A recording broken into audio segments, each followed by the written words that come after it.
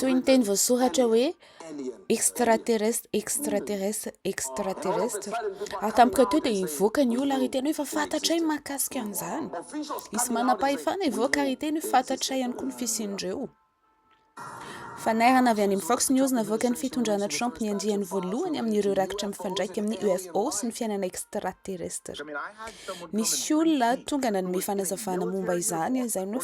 fanamiana miaramila ny asa tamin'ny tafika Amerikana nisy fampahafantarana aya momba ny toerana nanaovan'ny fandaharana asa hibrida izay atao amin'ny olombelona sy ny extraterrestre voasambotra mba hamoronana firazanana hibrida izay afaka mifandray amin'ny vahin-danitra.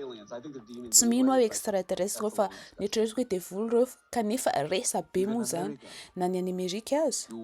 mbola ho avy fo dia hanomboka hita hoe misy antsy vatana izay hoforonin'izy ireo ty ary ny tompo ny resaka tamiko omaly alina ny resaka tamiko ny tompo hoe ity vatana noforonin'izy ireo ty dia tahaka ny te hanome fampahalala momba ny extraterrestre dia sandoka izany andraikitrinizy ireo no manafina izay tena mitranga nahita aho fisehoan'ny filima ary ho very hevitra ny olona no ireo fomba fijery hita maso izay nafenina maro ny olona izay amoaka pirofo tena izy amin'ny alalan'ny lahatsary momba ny zavatra nolazain'ny olona fa tsy azony ary ireo olona ireo izay laza hoe tsy mino an'izany zavatra izany hanomboka hiteny hoe ay tena fantatra hoe misy tokoa ireo toy ny teniny voasoratra hoe extraterrestre dia tampoka eo isy olona hiteny olona hoe ay fantatray ny fisian'ireo ny olona manam-pahefana hivoaka ary hiteny hoe fantatray ny fisian'ireo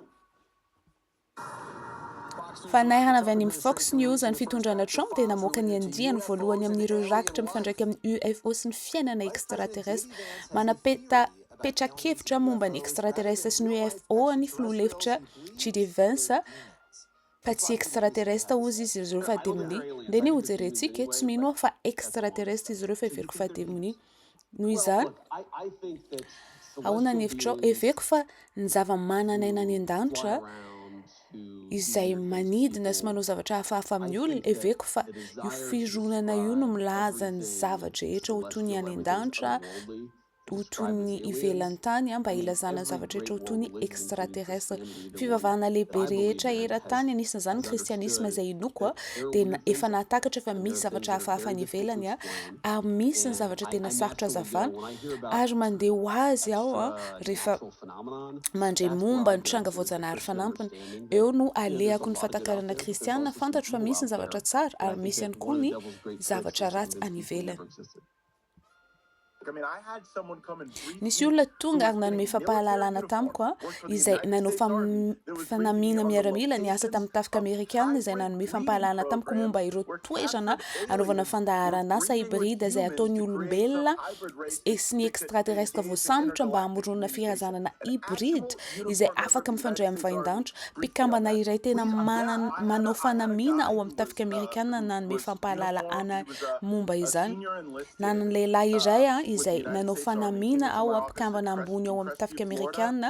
niditra tao amin'ny Biraoako tany Florida tao amin'ny toerana tsy niafina nanampiasa tao ary no hazavainy dia hoe ny tantana fandaharana asa miafina ny tafika izay nampiarana fandaharana asa hibrida izay atao amin'ny olombelona sy ny extraterrestre voasambotra avy any amin'ny faritra misy ady na dia avy amin'ny andiany jiolampifindra monina azy ankehitriny tsy nanamarina izany ao fa nolazainy mpanao ampamoaka tamiko dia hoe nisy toerana enina hatramin'ny 12 manerana ny firenena izay nitrangan'izany raha mino ianao fa nisy fiaramanidina ny anjera voalaza teo aloha moa fantatra ve ny mpitondra ny fiaramanidina io araka ny efa voalazako apahabe maso tao amin'ny tafatafana ataoko tamin'ny News Nation dia nisy zavatra biolojika niaraka tamin'ny sasany tamin'izy ireo eny biolojika olombelona sa tsy olombelona everiko hoe tsy olombelona ireo